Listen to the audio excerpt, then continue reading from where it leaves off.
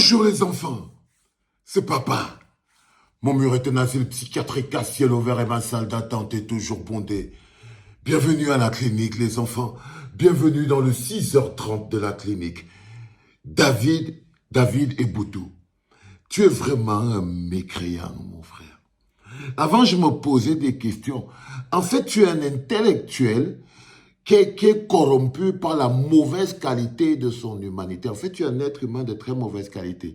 Tu es un intellectuel, mais la direction de ton intellectualisme est gênée par la qualité de ton âme. C'est-à-dire que tu es rancunier, tu n'arrives pas à sortir la substance positive, la rigueur de l'intellectualisme. Le tien est corrompu. Je t'explique pourquoi je t'ai dit ça. En fait, après que les artistes aient eu cette rencontre avec Maurice Kamto, où il voulait leur expliquer un peu son programme, ce qu'il pense et tout, j'ai vu le post que tu as fait, mais un post qui n'est pas du tout digne d'un intellectuel, parce que quand on est en période préélectorale, c'est tout à fait normal que les candidats à l'élection présidentielle vont vers les corps de métier, ceux qui ont un programme, pour proposer aux artistes son programme. Il peut arriver que tu sois dans un contexte comme le Cameroun, où tous les artistes du Cameroun, si je vous dis qu'on a invité au moins 200 artistes là, mais chacun dit que, moi, je ne veux pas entendre que moi, je suis parti là-bas. Moi, je ne veux pas entendre que moi, je suis parti là-bas. Au moins 200. Alors là, on a eu ce qu'on appelle des courageux. Des gens qui ont dépassé la peur primaire. Mais toi, David Eboutou, tu écris. Et dites-moi, s'il vous plaît, mais vraiment le truc ridicule, hein, parce que j'ai lu ton texte dans ma tête, quoi. S'il vous plaît, les artistes qui disent qu'ils ont trouvé la Messie, là, est-ce que c'est la peur d'être boycotté en Europe ou bien c'est par conviction? Oh, David Eboutou, ça c'était la preuve que tu es un être humain corrompu, tu es de mauvaise qualité. Parce que tu as pris ton intellectualisme, tu as mis de côté. Tu as oublié de dire, ah ouais, parce que imagine-toi si c'était le candidat Paul Biya qui avait rencontré quelques artistes pour leur expliquer son programme. Est-ce que tu aurais dit la même chose? Tu aurais dit que c'est bien. Tu aurais dit que c'est magnifique. Tu aurais dit, oh ouais, enfin un candidat qui pas expliquer son programme à des artistes. Tu aurais dit ça. Si c'était Cabral qui l'avait fait, tu aurais dit pareil. Tu aurais dit pareil, mais tu es corrompu, c'est-à-dire que, et là tu es rongé par ta haine profonde de Maurice Kamto. Et parfois on me dit, comment un intellectuel peut se laisser submerger par un sentiment aussi bas au point de corrompre son propre intellectualisme? Tu captes un peu ce que je dis? C'est-à-dire que comment c'est qu'un intellectuel peut être compromis jusqu'à se laisser corrompre par ses propres défauts de fabrication jusqu'à perdre l'objectivité? C'est-à-dire que tu as mis de côté le fait que c'est quand même extraordinaire, c'est magnifique. Les artistes qui étaient là-bas, ils étaient contents de discuter, d'avoir un échange avec un homme politique, d'avoir un échange avec un candidat à l'élection présidentielle. Dans le process, c'est innovant. Dans le cadre du Cameroun. Ça, là, intellectuellement, tu aurais pu remarquer que c'est innovant en termes de process dans le cadre de l'élection au Cameroun. Mais non, ta haine de Maurice Kamto corrompt ton intellectualisme et corrompt ton jugement. Ça doit accueillir le mécréant. C'est pour ça que je t'appelle le mécréant. Parce que ta haine de Maurice Kamto corrompt ton intellectualisme et te rend vulnérable. Parce que là, tu vois, c'est intellectuellement, tu es vulnérable parce que tu exposes le côté sombre de ton âme qui veut que tu ne peux pas avoir un intellectualisme pur parce que tu es corrompu par tes émotions. Tu es corrompu par tes petites rancœurs personnelles. Là, par exemple, quand tu écris les artistes qui sont allés trouver leur Messie, là, mais tu te rends compte qu'on est à quelques mois de l'élection présidentielle. Le seul candidat qui allait voir les artistes pour leur proposer quelque chose, c'est Maurice Kamto. On a encore le temps. Les autres ont donc le temps d'aller aussi faire leurs propositions. Mais pourquoi c'est que tu ne pars pas vers cette direction-là? Tu préfères aller au dénigrement.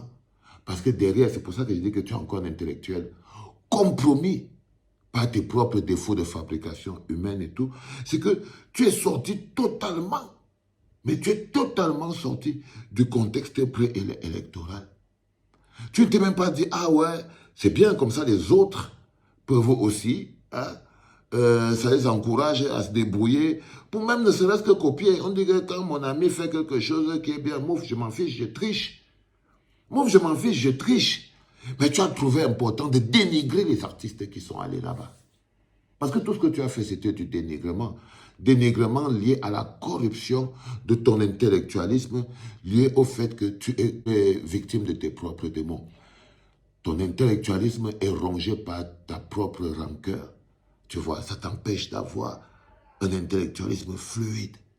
Et nous, dans le monde des intellectuels, des gens qui sont compromis et corrompus, dont le résultat de l'observation, de l'analyse et l'étude peuvent être compromises par son émotion personnelle et sa rancœur vis-à-vis des échantillons qu'il a sur le terrain, ça veut dire que tu n'es pas adapté pour être docteur David Eboutou. Tu peux faire passer quelque chose ad patres au laboratoire, frérot.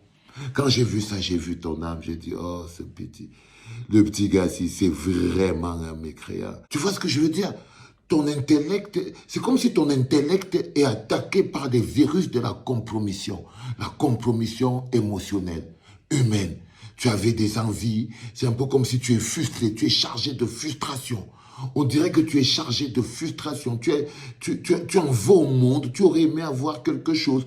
J'ai l'impression que tu n'es pas fier de ce que tu es. Mais ce que tu es, c'est tout ce que tu peux être, David Eboutou.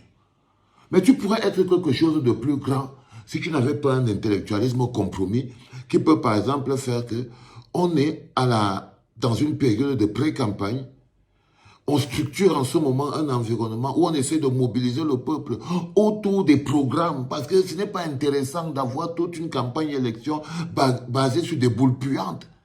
Il faut un moment qu'on parle de programme, Eboutou. C'est pour ça que je te dis que tu es compromis.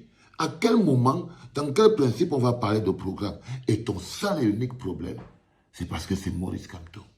Je suis persuadé. Ton seul et unique problème, pourquoi tu t'attaques à ces artistes? Pourquoi tu essayes de les humilier? Pourquoi tu essayes de réduire la portée de leur action? Pourquoi tu essayes de réduire la grandeur de leur participation?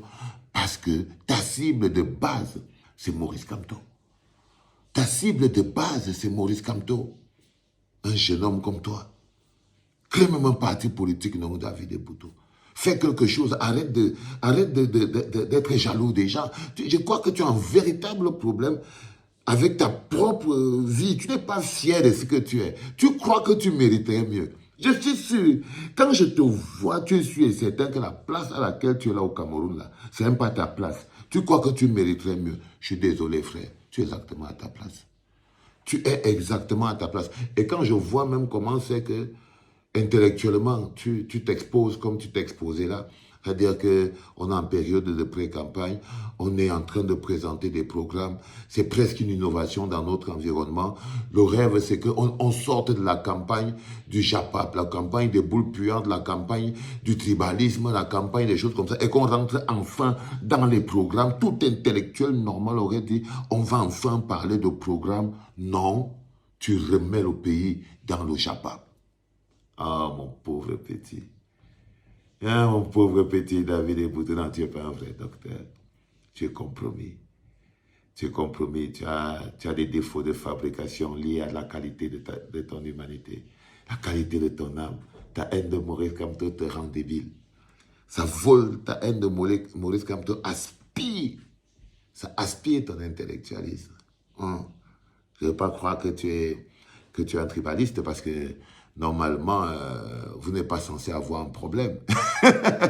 Normalement, avec Maurice Kamto, vous n'êtes pas censé avoir un problème. Donc, si on te demandait même que, bon, qu'est-ce qui se passe? C'est quoi le problème avec le gars là? Pourquoi tu es... Je sais que... Bon, enfin, qu'est-ce que j'en sais? Tu as peut-être une réponse. Parce qu'au point de devenir bête, c'est qu'il y a quelque chose qui ne fonctionne pas. Allez, tu étais l'invité du 6h30. C'est un honneur pour toi, fils. C'est un honneur pour toi d'être l'invité du 6h30 de la clinique de papa. Ça, on doit respecter. C'était papa.